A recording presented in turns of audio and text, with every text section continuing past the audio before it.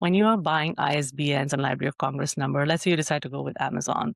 For the first book, or for every book, you do get, when you upload your book on Amazon, you get the ability to get one free ISBN. So Amazon assigns you an ISBN number.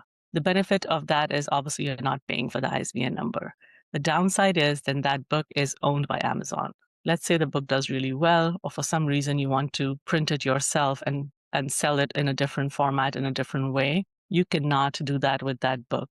If you publish a paper book with a free Amazon ISBN, that paper book version belongs to Amazon and you cannot do it by yourself. So it is advised that you purchase your own ISBNs, which are done through Bowker. You can buy one ISBN or you can buy a pack of 10 or more. I would say go with the 10, unless you are planning on writing a lot of books with a lot of formats.